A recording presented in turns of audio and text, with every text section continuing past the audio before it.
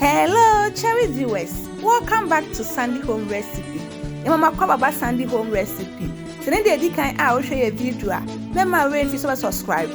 Na wa share, na wa like. Na wa notification bell say the video beto wa won sabeka. Na ebesua se be Ghana Waakye Stew. In fact, stew bia de pa. Into ya niam na ye be use no. All ingredients are written in the description box below. Into inko description box na obehu ingredients ni nyina. Into be say ingredients ni na go blend and wa blend am na ye den afe. We are now the anwa egu sauce pan ma esija so. Na wa hwie wo mixture na ye den egu ni. Na fe de wa ye den wa nunu.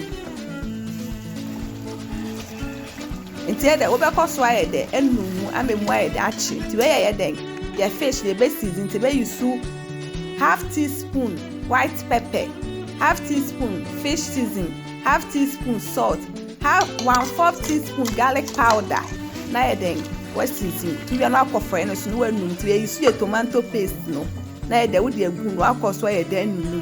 Then be I say no say that say the ensh. See then you to ask akwachi na me would you say wakabebu anwani na feed the fish na then at the tom.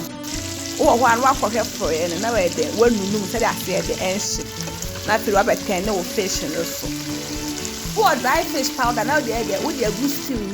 Now, dear, then still I have buying here, the dear for a banner dear for no be account. Now was idea and the optional power fan cannot the idea account. Now for the one who walk or fish with two fish near them, over than a dano. A piano the way you hear and one. Into your last what uncle for any soup, then be a so who to the foreign inch. Into your fish and the abbey, no way you hear the essence. To your better waffles, Ranos, no way you know. Into then China, I take it 20 bar where the elbow now will in there. What you catch in the season, no one wants to be another book you for you. Now, where then what kind the end?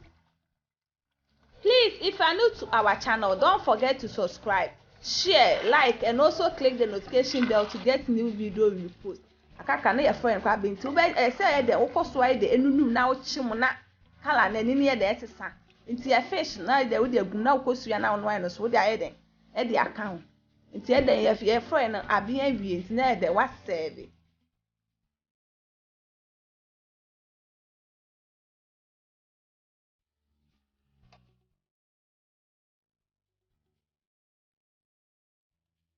Now this our Ghana Waakye Stew. Please like this video and subscribe to our channel. Thank you so much for watching.